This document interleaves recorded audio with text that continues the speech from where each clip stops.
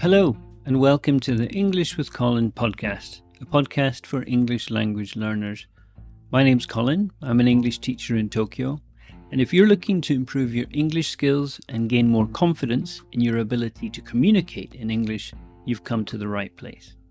In these episodes, I'll provide you with short conversations in English that cover a range of topics, from everyday situations to more specialised subjects. These conversations are designed to help you practice your listening skills and pick up new vocabulary and grammar along the way. Regular listening practice is key to improving your English, and I hope this podcast will become a valuable resource for you on your language learning journey. So sit back, relax, and enjoy the conversation. And remember, the more you listen, the more you'll learn.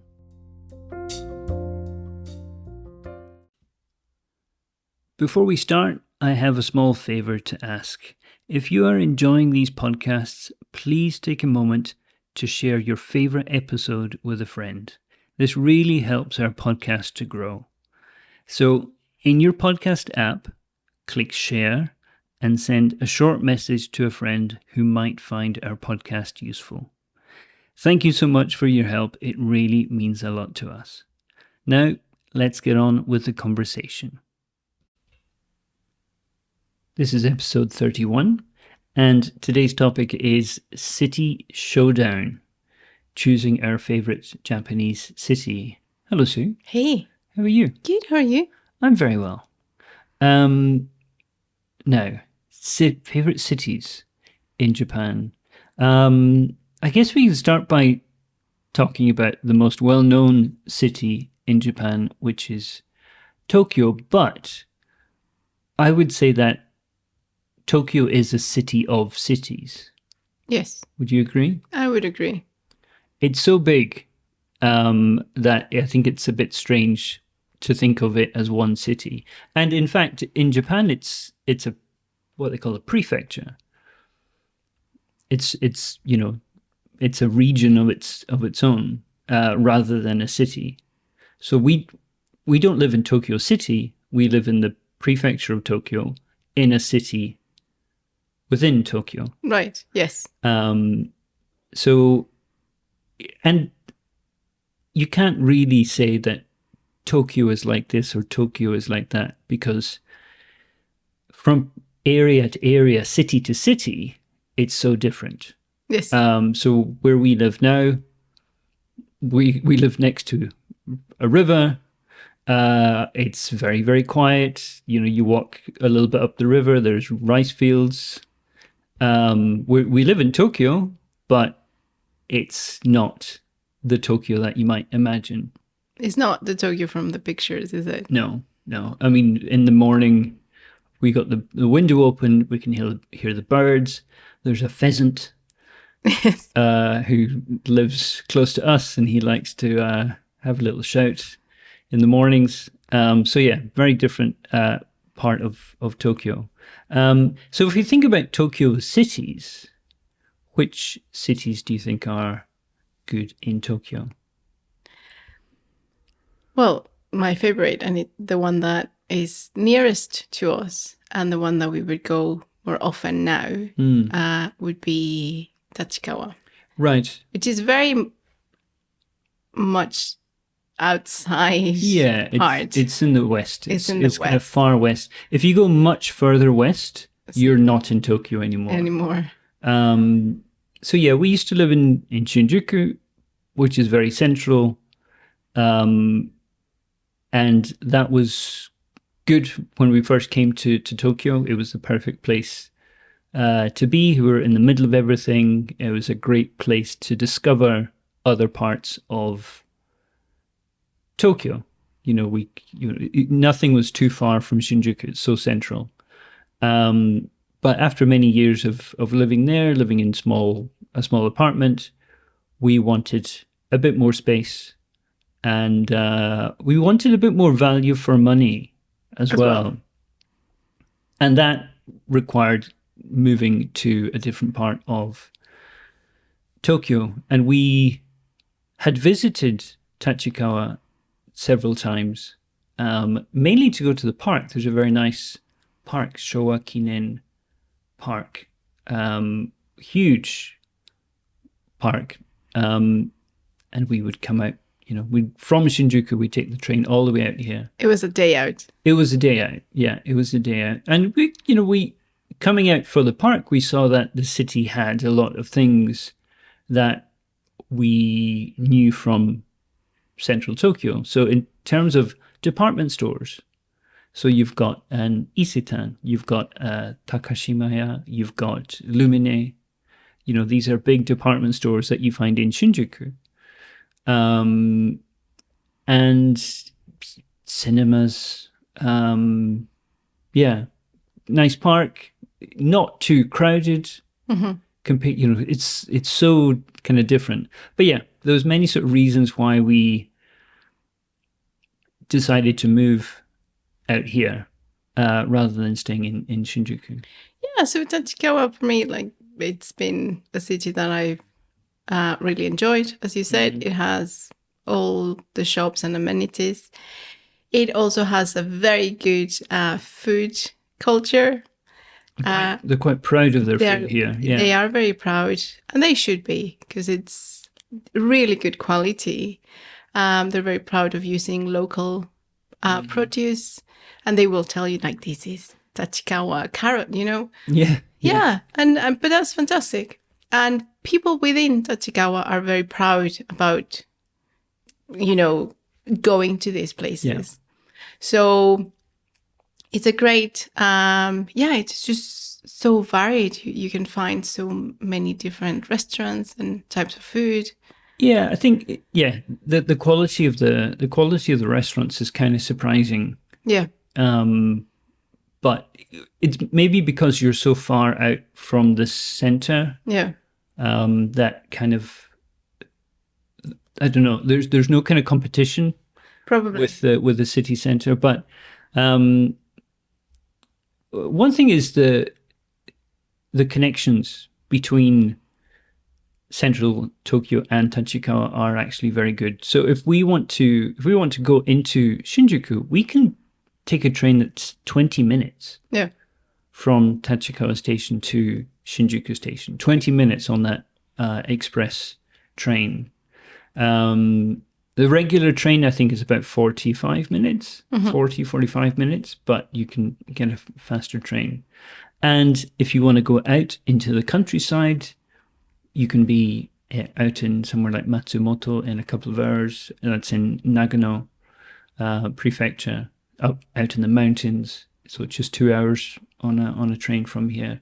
So yeah, it's very well connected. And it's very lively. Yeah. And it has the park. And I absolutely my number one city within cities. Yeah, city within a city. Yeah. So other than Tachikawa, outside of Tokyo, what cities would you talk about? Well, you said Matsumoto. Matsumoto is a really nice city. And every time we've been there a couple of times. Mm-hmm.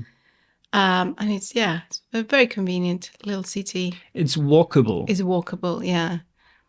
It's got a nice castle. Very nice castle. Very nice castle. Very photogenic castle. Yes. It has its little kind of old streets. It's a really nice. Yeah, it does have city. some nice old streets. There's an area with lots of kura. Mm-hmm. So kura, I guess, were buildings that would store grain. Yeah. Back in the day, they're very distinctive shape, kind of high-walled, quite narrow buildings. Mm-hmm. High-walled, certain color, kind of small hatch at the top. So that's kind of, those buildings are a very traditional aspect of Japanese architecture. And there's an area in Matsumoto that has lots of those kura. Many of them are now little shops, little boutique shops, or souvenir shops, or whatever. Another city that's very nice is Kanazawa. Kanazawa is a favorite. Now, Kanazawa is in Ishikawa Prefecture, which is on the Sea of Japan coast, so the opposite coast to us. Why do you like Kanazawa? It's very traditional, but again, it's like Matsumoto. It's small enough that you can walk around.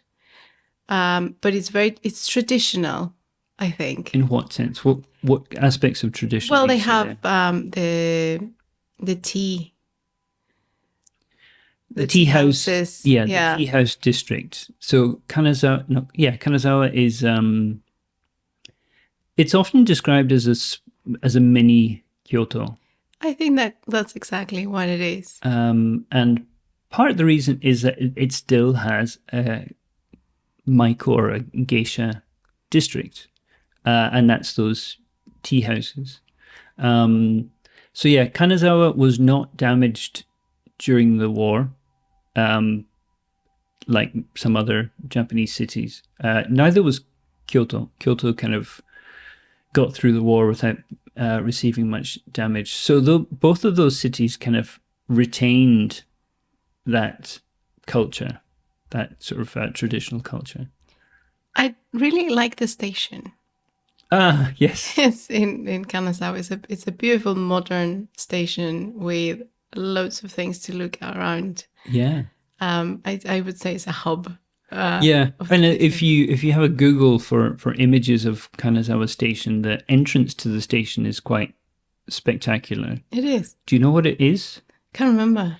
It's it looks like a type of drum. A type of drum that is used in No theatre. Right. It's I don't know if you're familiar. It's these kind of small drum. I think it's got two parts to it. Right. Two bits that you hit. Anyway, that's what the front of the station looks like to me. That's true. Whether that is actually what it is supposed to be, I'm not sure. There's a very famous garden in Kanazawa. Mm-hmm. Kenrokuen, I think it's called. Kanazawa gets the four seasons. Like that side of Japan, the Sea of Japan coast, they get winters. Tokyo, we get winters, but we don't get a lot of snow. No. In Kanazawa, they get snow. And so the garden there really sees all four seasons.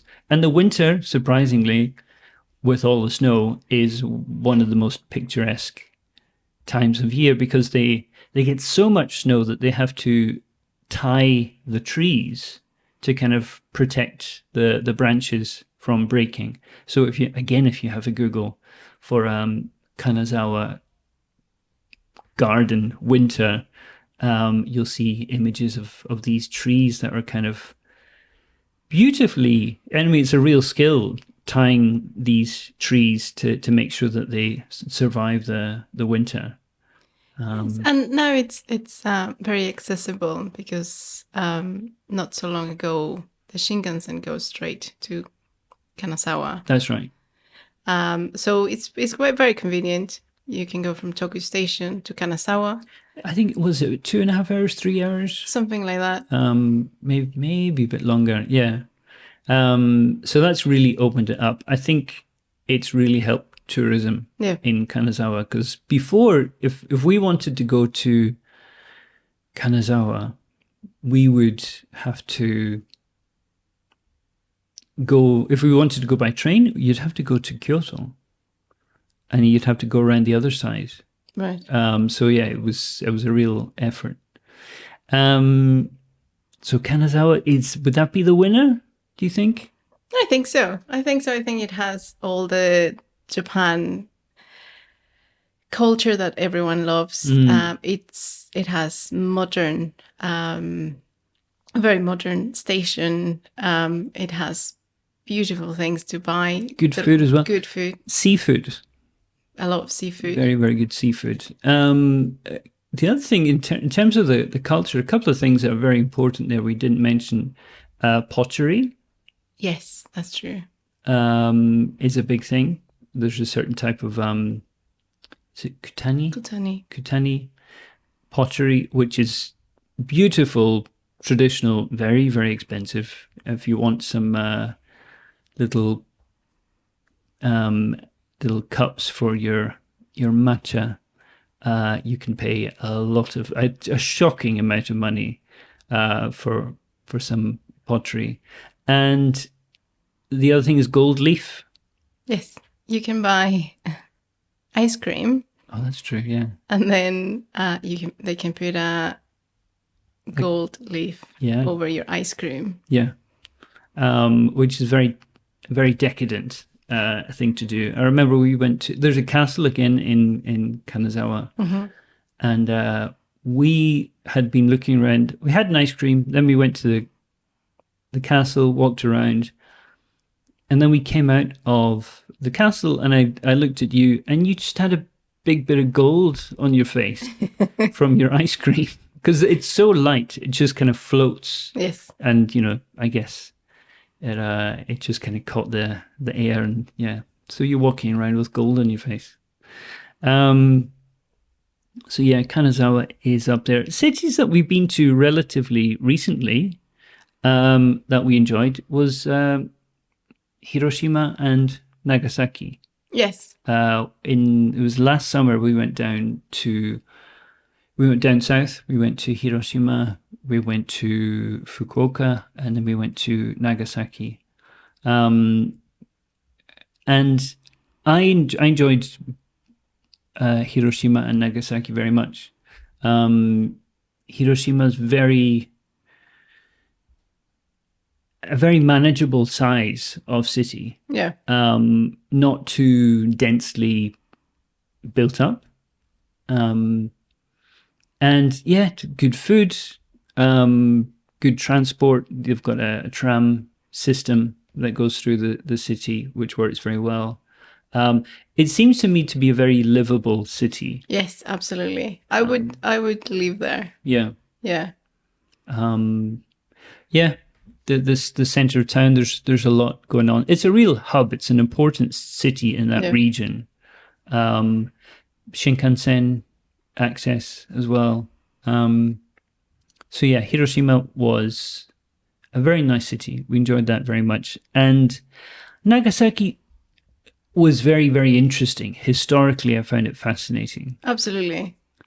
And we did even though it was summertime, we did hike around all the historical spots, and hike it because it's very hilly. Yeah. It was quite surprising how hilly it was. Yeah. So yeah, we did a lot of walking up and down hills. If you can remember that, can you remember that? I do. Yeah. It was quite tough with the heat and the humidity, but it was worth it. There's so much to learn. And yeah, it's quite impressive. Nagasaki, I was very impressed with the history and the culture and all that it represents. Yeah, and very nice museums. Excellent museums. Explaining the history. We went to, what's that place where the entrance to Japan? Dejima, yes, well done. Right, the only kind of access point to Japan at the time, I think it was mainly for the Dutch traders, was this sort of man-made island. Yeah. So yeah, going there and sort of see how they lived and the trading. No, it's impressive. But this is where all the kind of technology of the time, like global technology, would come via and knowledge. Yeah. Knowledge and technology. Lots of schools in Nagasaki that then they traveled later on to the city, but important hub for knowledge. Yeah. So yeah, we didn't talk about Kyoto. We didn't talk about Osaka. Maybe we can come back to those in another podcast, but I think those are the big ones for us. Tachikawa, because we live here. It's there's there's a reason we live here. Like we saw the city and we liked it. But outside of there, what are you going to say? Still my favorite, Kanazawa. Kanazawa? But definitely could live in Hiroshima, and Nagasaki was fantastic. I think I'm going to say Kanazawa, especially now that you've got easy access into the city. Well, into the city, into Tokyo. So, but yeah, lots to see. Every city has something worth looking at. And that's a wrap for today's episode of the English with Colin podcast. I hope you enjoyed listening to the conversation and found it helpful in your language learning journey. Remember, the key to mastering a language is regular practice. So make sure you listen to our podcast regularly and keep honing your listening skills. We appreciate your support and feedback. So if you have any comments, questions, or suggestions for future topics, please don't hesitate to get in touch with us. You can find our contact information in the show notes. Thank you for listening, and I look forward to joining you again next time for another conversation in English. Until then, keep practicing and take care.